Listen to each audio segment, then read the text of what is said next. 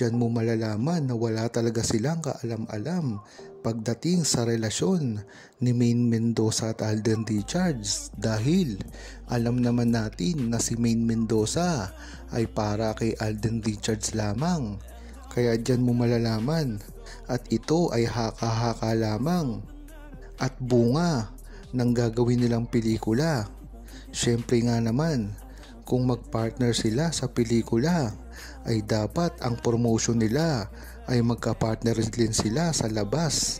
Kaya maghanda na ang buong Aldab Nation, dahil ang magaganap nito ay hindi lang kahindik-hindik, dahil mas malala pa ang gagawin nila dito habang na lumalapit ang schedule ng kanilang movie. Makikitaan natin ng mga sightings, makikitaan din natin ito ng mismong pag-amin ni Alden Richards na karelasyon niya at Maine Mendoza. Makikita rin natin dito ang pagdedate nila ng patago. Makikita rin natin dito ang pagkakasundo ng kanilang pamilya. Yan lang ang isa sa mga maaaring mangyari sa kanilang promotion ng kanilang movie.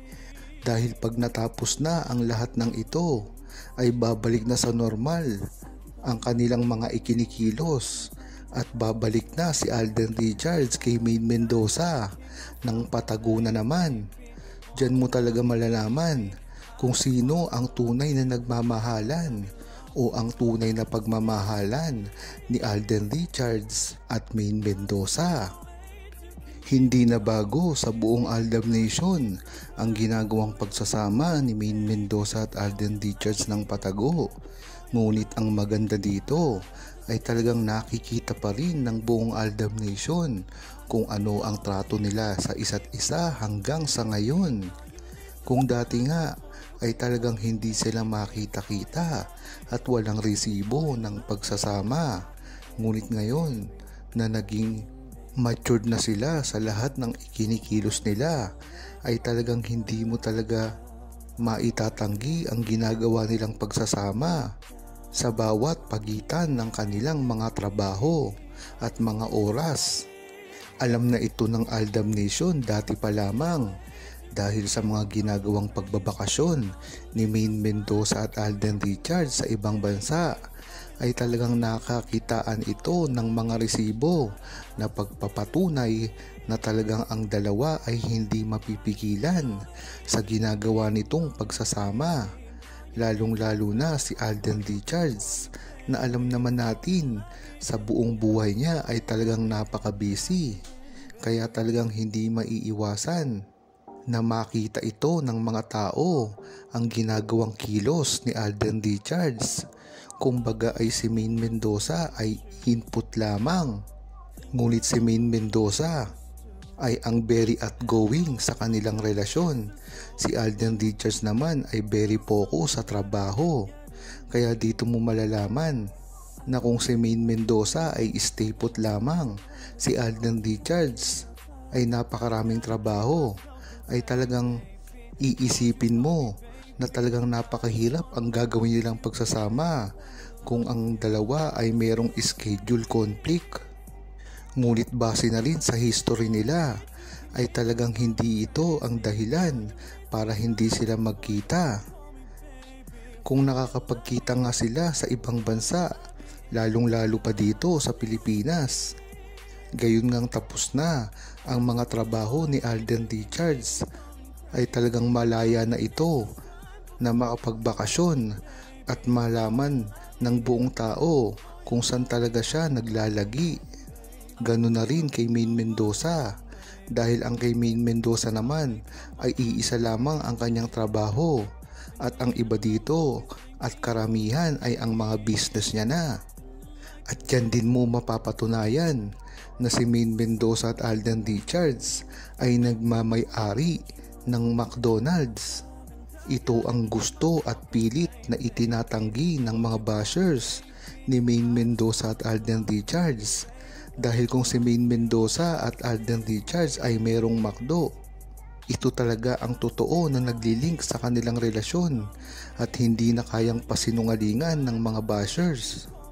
Walang kaalam-alam kasi sa kanila na talagang ito ang nagbunga sa kanilang relasyon dati pa lamang.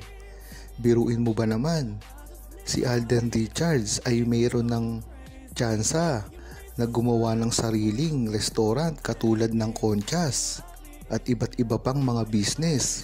Bakit nagtayo pa ito ng sarili niyang McDonald's na gayong alam naman natin na si Maine Mendoza ang naunang magpatayo nito? Diyan mo talaga malalaman ang tunay na relasyon ni Maine Mendoza at Alden Richards na pinasisinungalingan at hindi kayang idependa ng mga bashers nila, na talaga namang alam na alam natin na totoo ang relasyon nila dahil lang dito sa aspeto na ito. Iba pa ang mga ikinikilos at mga resibo ng relasyon ni Maine Mendoza at Alden Richards na hindi talaga maikukubli dahil na rin sa mga istorya ng mga ikinilos ni Alden Richards at Maine Mendoza noong sila ay nagsisimula pa lamang. Bakit naman patago? Tinatago ni Alden si Maine. Dahil ba kay Sakang? Sino ba ang mas mahalaga sa kanya? Si Sakang? Yun lagi niya ang inaamin. Aminin na niya na namalaya na si Maine sa paggamit nila ni Sakang kay Maine. Merong karga ang mga bata, pati yung ginagamit pa nila para lang masabing anak nila. Yun yung sasabihin ni Alden. Talagang ginagamit lang nila si Maine Mendoza para nalin sa kanilang mga kaginhawaan at talagang napakalaki ng pagkagusto ni Catherine Bernardo kay Alden Richards. Ito ay makikita na rin sa mga ikinikilos ni Catherine. Lalong-lalo pa ngayon ay napapabalita ang mismong pagkikipagrelasyon ni Daniel Padilla sa ibang babae. Kaya syempre ay mapipilitan na rin si Catherine Bernardo na makipagrelasyon. Ngunit nagkakamali siya kung si Alden ang napili niya dahil ito ay nakatali na kay Maine Mendoza. Marami na rin nakikita sa social media, YouTube at Twitter na botong-boto sila kay Alden Richards at Catherine Bernardo.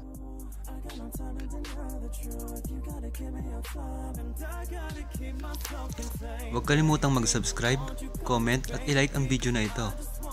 Thanks for watching!